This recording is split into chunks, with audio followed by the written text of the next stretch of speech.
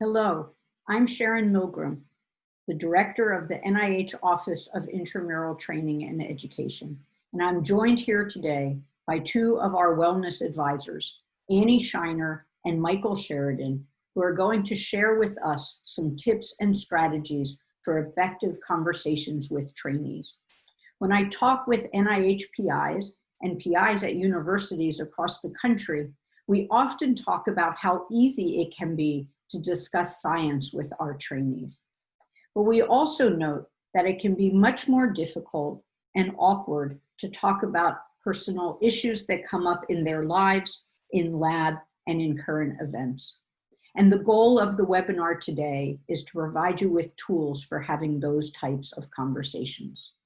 Annie and Michael are going to give a brief introduction with some strategies for you to consider. And then we'll get to watch 4 role plays that reflect actual experiences at NIH, although they don't actually reflect the experiences of the actors. These role plays will involve PIs who are actual PIs here at NIH and OITE staff members who are playing the parts of trainees.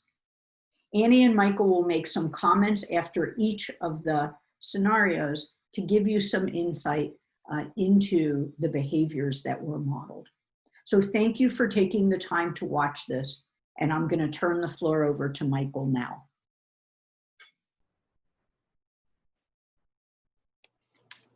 The good news is you really can make a difference. You can make a difference if you really connect with and appropriately support trainees through honest, attentive, and non-judgmental conversations. And there are some principles for these conversations. First and foremost, all people have a universal human need to be seen, heard, and valued for who they are. We have to make our trainees feel seen, heard, and valued, and that's no easy task because one size does not fit all.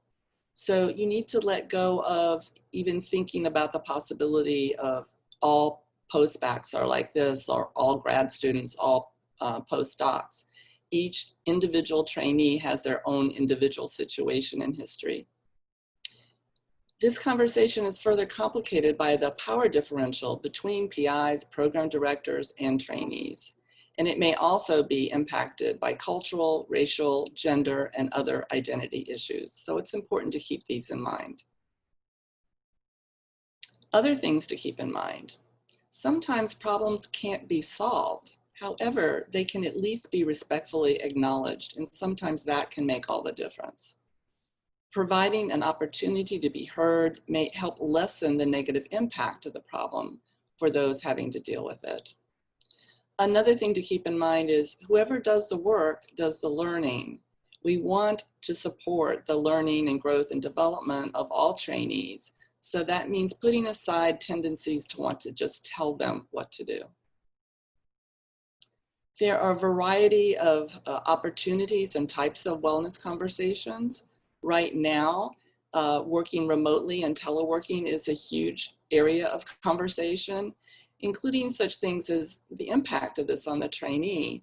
Many of the trainees I've talked to are worried about productivity, about lost time, about being isolated. All of these things are appropriate conversations to have.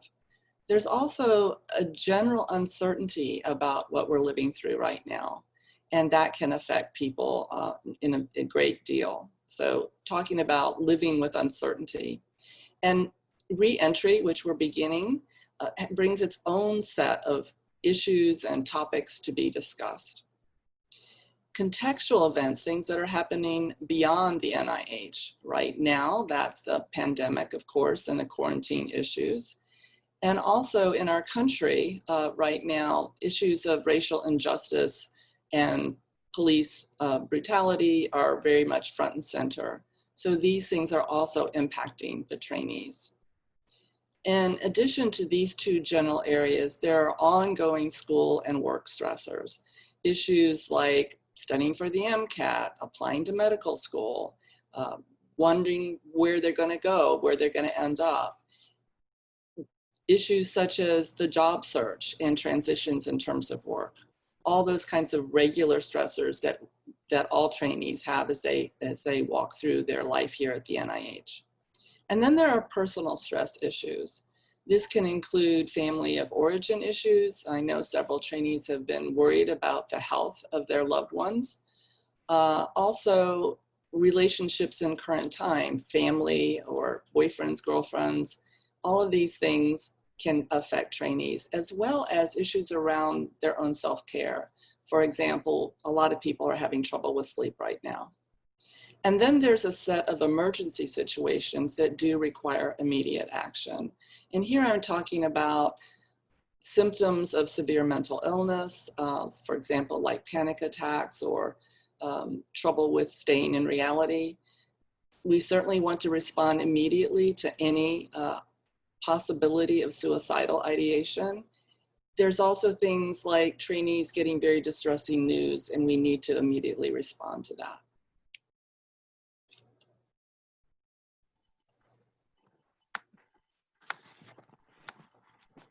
There are three parts to communicating. There is expressing, there is listening, and there is responding.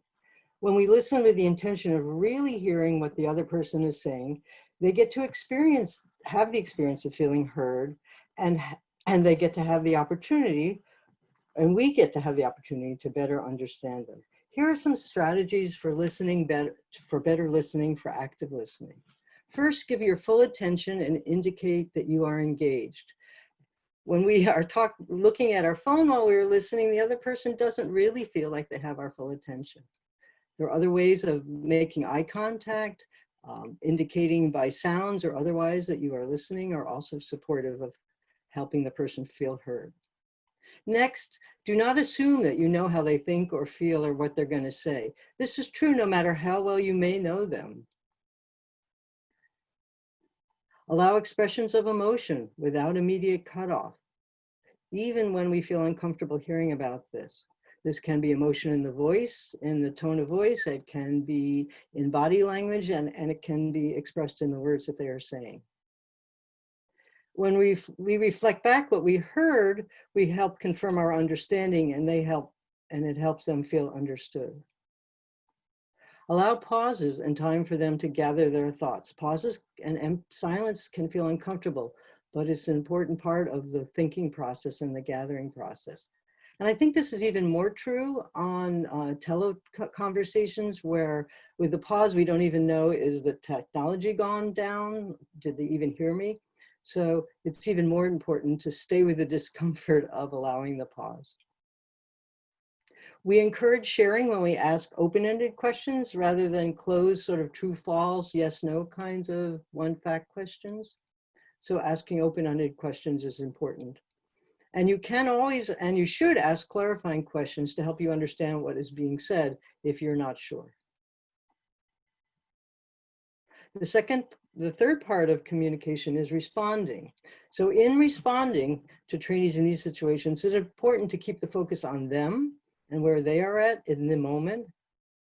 And part of this is then acknowledging the difficult emotions that came up that I mentioned in the slide before.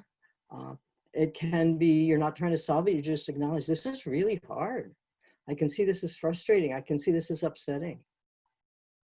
Do not jump in right away to problem solving, fix it mode too quickly. That cuts off the conversation. Instead, encourage them to be part of the solution. And as part of discussing with the solution with them, you might share your thoughts about ideas that you may have, but this would be after hearing from them.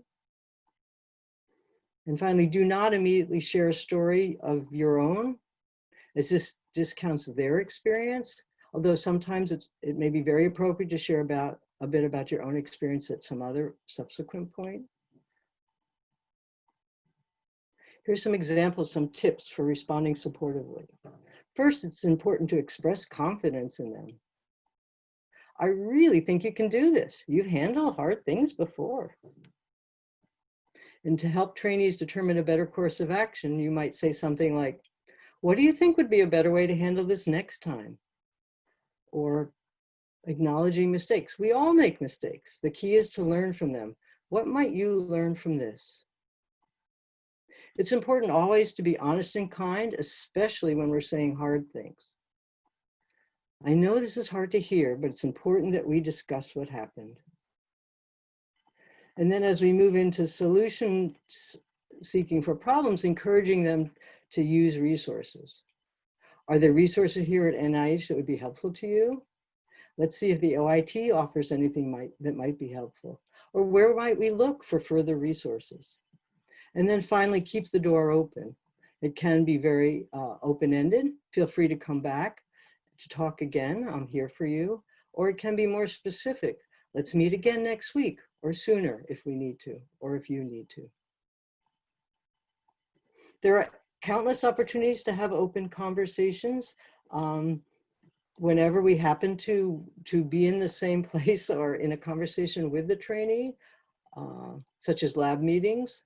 And so in a lab meeting, and we'll have a scenario about the opening of a lab meeting, but if the lab creates a climate and culture where difficult issues can be addressed and raised, the lab meeting is a place to help create that culture. Always in one-on-one conversations, whether they are scheduled, a regularly scheduled one, or one scheduled for a specific person, you can utilize these conversations to foster trusting relationships and have these kinds of conversations. So beginning with a check-in about how they are doing, not about how the science or the project is going, fosters that kind of conversation. Journal clubs can be used to foster these discussions. I've heard of some really creative and exciting things that have been happening in journal club meetings in the last couple of weeks, where people have been including evidence-based articles that address issues of wellness and diversity and inclusion that then foster discussion about ideas and reflections about people's own lived experiences and concerns about the topic. And then finally, non-science events. So taking the opportunity whenever you're together with informal gathering or events. I know labs that are doing sort of basically lunch together over the internet or coffee hour. People can just drop in and talk. As well as when we are in person, walking, having lunch with someone or coffee or sharing a ride somewhere or something. So seizing the opportunities that you have when you're with your trainees to have meaningful conversations with them. So this first scenario really illustrates the principle, the overarching principle, that in order to do well, we have to be well. It's important, therefore, to create a lab culture that makes room for talking about well-being. An important tool for doing that is to ask how questions and to listen to the answers deeply and express interest in the experience that trainees are sharing. This scenario is of a virtual lab meeting, where the PI opens with a check-in with lab members, and several trainees mention things they are struggling with. The PI responds briefly in a way that opens up further conversation without trying to come up with a solution or an action plan.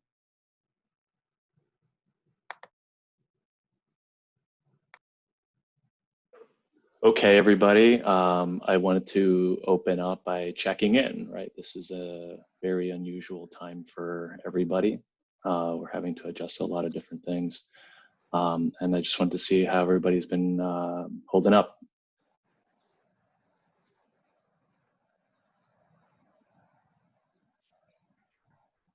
Charlie?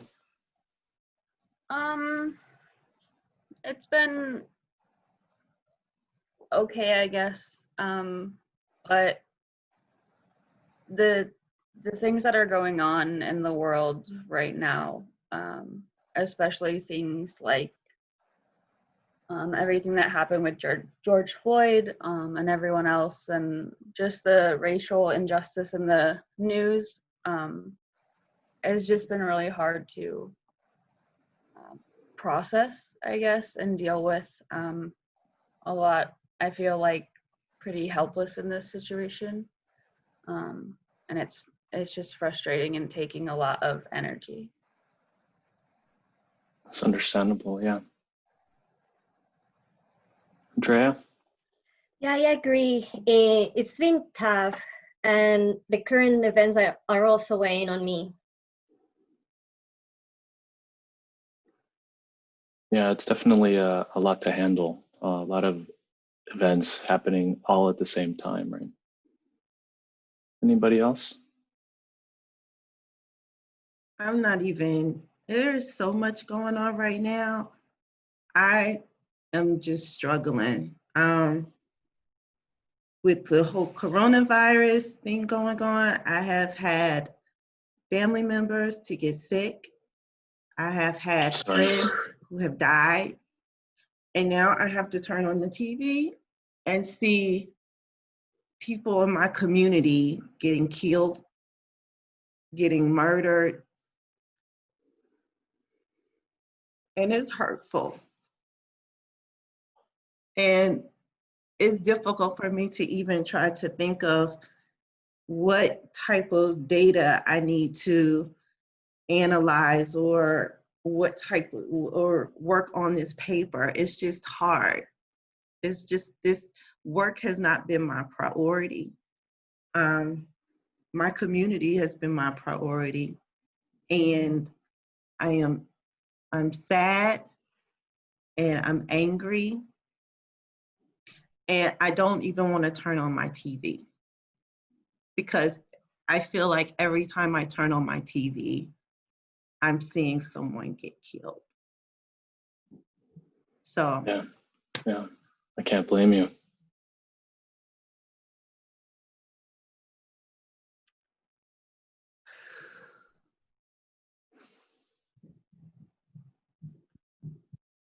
Have you been able to speak with anybody about this outside of our little group?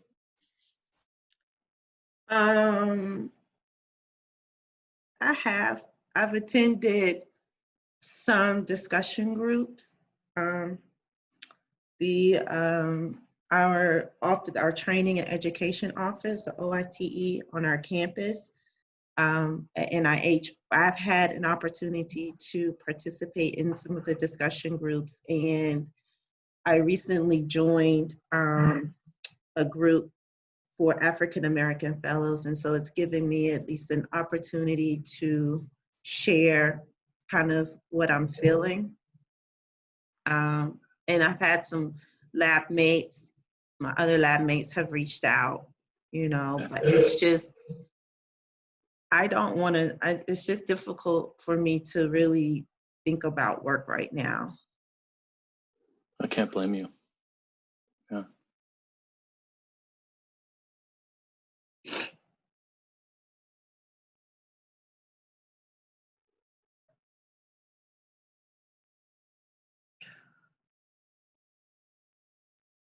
Anyone else? Anything to share? I think on top of everything that's going on, seeing what's happening in our country and around the world, then also just trying to figure out this balance of working and homeschooling or distance learning or whatever the schools want to call it, but basically teaching my own kids and dealing with all the IT issues that come up with that. It's just hard to find the time in the day to get everything done. Yeah, I think we have to be somewhat forgiving of ourselves, right? Given the circumstances of how much we're going to be able to be productive, really, right? And I think priority one is just to sort of grapple with what's going on, and we can see how we can move on. Yeah, I mean, I have 2 young kids at home. My partner works full time as well, and the frustrating joke that we tell is that very little learning is happening and very little work is happening, right? So, that's just the new reality of working from home and trying to school from home virtually and all of that. I can definitely relate to that for sure. Yeah, I've just been having trouble adjusting to this new normal type of work at home as well. Just being at home all day, video conferencing. It's just been a lot to adapt to. Sure. So following a lab discussion like this, continue to raise these questions, make space in your lab meetings and other lab gatherings, and also when meeting with individuals. Remember to remind your group of wellness, stress management, and community building resources here at the NIH or at your institution. If you are particularly concerned about an individual trainee, schedule a one-on-one meeting with them and do it soon. If it's not urgent and no action is required on the PI's part, continue to check in with them one-on-one, which should not be too far in the distant future. In that meeting, when you talk with them again, express that you want to follow up with them on what they said at the lab meeting. When a trainee experiences being devalued and disrespected in their workplace, it's extremely important that they feel safe and heard when they raise their concerns. In this coming scenario, there's a clique in the PI's lab that is being dismissive, exclusionary, and unpleasant towards this trainee. The clique's behavior is sometimes crossed into bullying and harassment. The faction and this trainee are all postdocs. The trainee is miserable in the lab and doesn't want to come into work anymore. Hi, Polly. Good morning. How are you? I'm okay. How are you doing? I'm good. I was just wondering if you have time to discuss some issues I have. Absolutely. Whenever you have time. Absolutely. Let's talk right now if you're available. Sure. So there have been some things happening with some lab mates that have been making me a little bit uncomfortable, and I know this may be my fault, but yeah, I was just wondering if I can just work from home, doing some stuff there, and trying not to come to the lab that often. Can you tell me a little bit more about what's going on and what kind of things have been happening in the lab? So as I was telling you, I think it's been my fault because, last year when I started, I was trying to use these new techniques with the flow cytometer, and I made some very silly mistakes. And from then, they have been like teasing me or making jokes, and sometimes they're whispering or saying things. And, sometimes I even mispronounce some words and they are just like laughing, just make me feel uncomfortable. I am so sorry this is happening. I know this must be very hard for you to come to me and talk about it. For started, it's not your fault. We all make mistakes. So is there anything else that's been going on that you want to tell me? Well, there are other things that have been happening, but again, I don't think that's like a big deal, but it's just making me uncomfortable. Like the other day that they went in this kind of meeting or get together, and they were just laughing, and they decided to, for example, play a game about something that I was not, related to. They were playing like talking about old movies in the country, and I just arrived to the country recently, the same as my other lab mates, and making other jokes about other things. Someone, we're calling about a list of airports, and someone said that think about nasty countries, and the list included the Mexican airport, and I happen to be from Mexico. So just these comments, they're happening so often. I just don't want to come to the lab. Every morning I have a stomach ache. I'd like to avoid coming to the lab, please. Elena, I'm so sorry this is happening, and I was not aware of it. I know this must be very, very difficult, and I understand where you're coming from. I think that it would be one of the first things that I can commit to do right away is to speak to other members of the lab and address this issue. And then if it doesn't get resolved, we can talk, find other resources.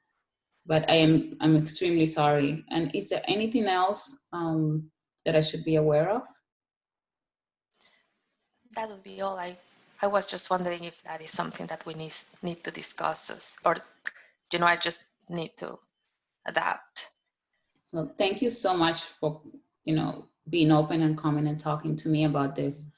And we will have a discussion with the rest of the team members. Thank you so much. I really appreciate that. Thank you. When there's a situation in the lab that needs to be addressed, we tend to want to rush to solutions. It's important to give space to the trainees to talk about their experience so that they can feel heard. This also helps you to get a better idea of what you're dealing with. As the PI in that scenario modeled, one possible action that can be taken off after talking to the trainee is to meet individually with each party and hear their stories, and then craft a policy about a respectful, supportive workplace environment and put it into place without mentioning any names. Depending on what you hear, you might consider seeking advice from senior leadership and that is appropriate senior leadership here at NIH or at your institution. Microaggressions are everyday verbal, nonverbal, and environmental slights, snubs, and insults, whether intentional or non-intentional, which communicate hostile, derogatory, or negative messages to target persons solely upon their marginalized group status. When a trainee comes to you to talk about some experience with microaggressions, your first task is simply to sit and listen and hear their experience. In this scenario, an eager, bright young trainee of color is not being given the opportunities that they want by the postdoc that they're working under to learn new skills and to work on projects. The postdoc has also done several microaggressions that make the trainee feel really uncomfortable.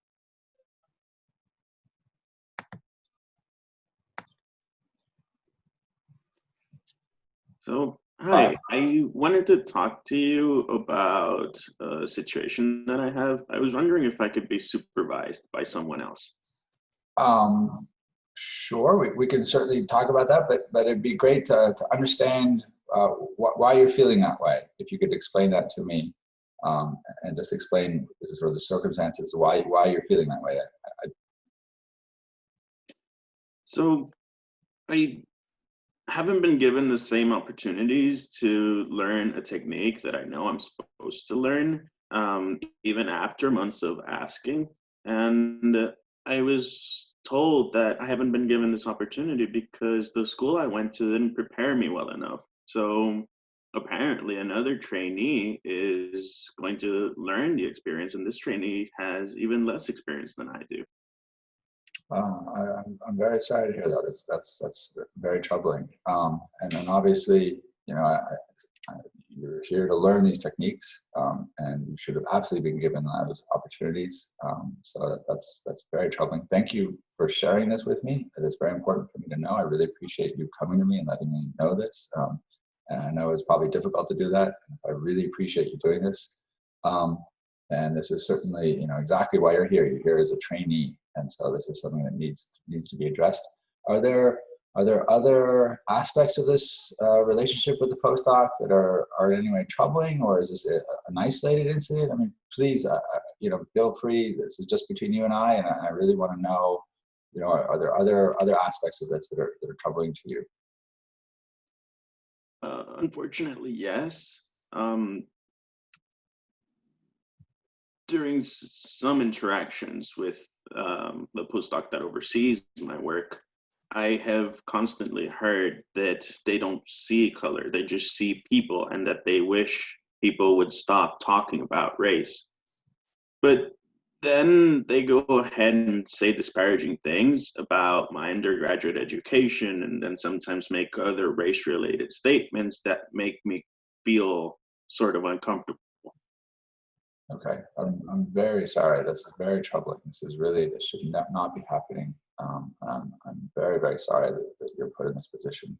I will certainly address this with the postdoc, and it should absolutely not be happening.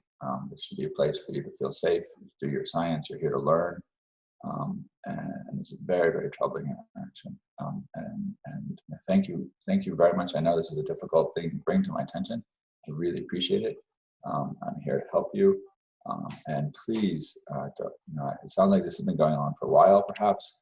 Please, you know, feel absolutely free to come to me and talk to me about this the moment it happens. If it happens again, I will work very hard to address this. But in the meantime, I really appreciate you coming to me and telling me about this. And please, if there's any instance like this is my job, is to really support you through this and to help you. And so I really want you to know that moving forward, you have my ear and my time. And it's important that I hear about this so I can help you and support you. So thank you very much for bringing it to my attention. And I will certainly address this. And we'll make this an environment that you're comfortable to learn. That's why you're here. And that's my job, but I really appreciate you letting me know. Thank you. Thank you. Even when you cannot confirm their story, you can affirm that you have heard them and that these things are not acceptable in the lab. You can have a follow-up conversations with the postdoc. PIs can also turn to resources at their institution for help in dealing with diversity-related situations in the workplace, and can encourage the trainee to join affinity groups so that they can find supportive community. Increasingly, there are more and more trainings and videos available, both at the NIH and elsewhere, on diversity, inclusion, microaggressions, bystander training, and other relevant topics. When a trainee lets a PI know that they are dealing with personal stress or mental health challenges, it is important for the PI to listen, to give them space to talk about it, rather than rushing in to find supports, and rather than cutting them off because you are uncomfortable, or you can't make it okay, or because they're not talking about science, or they're not directly talking about work. In this particular scenario, Sharon Milgram is going to be playing the trainee, so you have to shift your mind about how you've been viewing her and consider her as a young trainee as she once was, although this is not her story. So in this scenario, the trainee took time off from a family matter several months ago. It was the funeral of a sibling who died from suicide, although the trainee did not share that information with her PI at that time.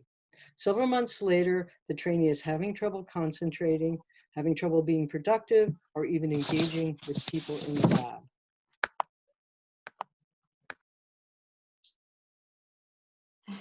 So, you know, my renewal is coming up and I haven't gotten anything done, and I can't even get the technique to work, and I can't do this, and I think you probably don't even want me in the lab, and I'm just so distracted, and I guess I wanted to know if I should be looking for another job.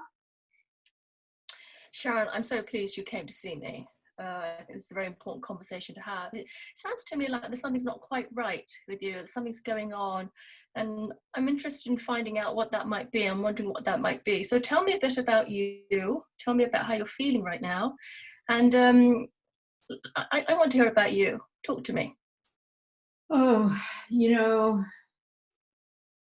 remember I went home a couple of months ago, and you know, so I went home because my sister died by suicide, and I needed to be there for my parents, and I wanted to see all of our friends, and I just needed to be at home. And people told me that I needed to be really professional, and that I have to find a way to be at work and be productive. And I guess I've been trying, and I feel like I should be able to be productive. I feel like I should be doing better, and I don't know. I just don't know what's happening.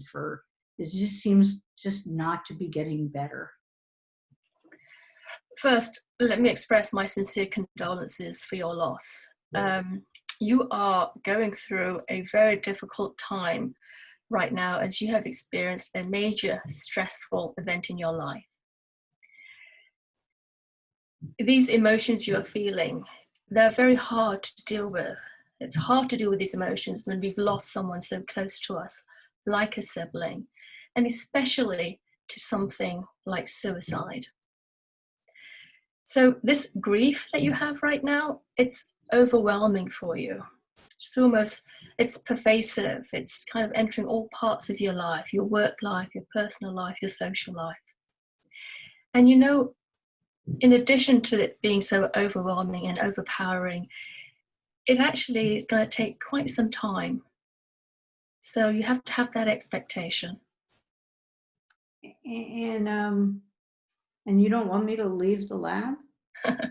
Quite the contrary, Sharon. As far as I'm concerned, that's not an option. You work extremely well. You do enjoy your time. You do get on with people, but something major has happened to you, right? You can see that you've had a terrible loss, You're experiencing this terrible sense of loss, and it's affecting you in many ways. But I think what's important is that you kind of speak to someone about it. So have you considered perhaps finding support in this difficult time, or speaking to someone who might be able to help you find that support? Yeah, I found something and it met during the day, and I thought that wasn't a good idea. And then I thought I should be doing better, but I want to be, I'm going to go ahead and talk to somebody and try to find maybe like a counselor to talk with or a group to go to, if that's okay with you. That's absolutely fine. And you can take that time off to support you in that. We will be here for you if you need us. Thank you. Thank you very, very much. Thank you.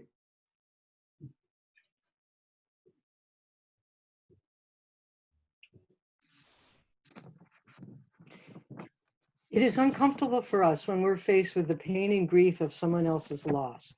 After providing a safe space for the trainee to share a little of what they've been carrying around, the PI offers support and reassurances and can make referrals or help the trainee to find mental health and wellness resources at their institution. They can also explore with the trainee what might be helpful and supportive right now, such as whether they might prefer bereavement time off or a scaled down role in the lab. So given all that we've seen with the scenarios, I just want to emphasize a few guidelines for general follow-up. Do not assume that just one conversation is going to be sufficient. You need to keep connecting with trainees until the situation has been resolved. Also, contact OITE and other NIH and institutional and center offices for support and possible resources that might be helpful. And then check in to see if these suggested resources actually have been contacted and that the support is in place. You have begun the wellness conversation by being here today. Together, we are creating a culture of support and respect for each other while fostering excellence in science. Thank you. So I want to thank Annie and Michael for sharing some thoughts. I especially want to thank the OITE staff members who agreed to do the role plays. Freddie Escorcia, Paulie Joseph, Kier Newman, and Yugita Shudasama, who responded almost immediately to my email asking if they would participate in generating this resource for you. And then the NIMH Office of the Clinical Director, and in particular, Kayleen Dalhout, who kindly helped with the editing. I want to remind you that there are a variety of resources at NIH to assist you as you work to mentor and support your trainees, from the Employee Assistance Program to the Ombudsman's Office to NIH Civil to individuals in your scientific director's office, clinical director's office, and in your training office. There are a variety of webinars made by OITE staff members on our YouTube channel, including several hours of webinars focused on mentoring and working with trainees. My hope is that we'll be able to follow up on this resource with small group discussions. Please invite us to your branch, get a set of a few of your colleagues together, talk about it, and we'll be happy to come out and help you practice, help you expand on this. This is such a complicated time for all of us, and our trainees are such a precious resource that we have here at NIH, and we thank you very much for supporting them.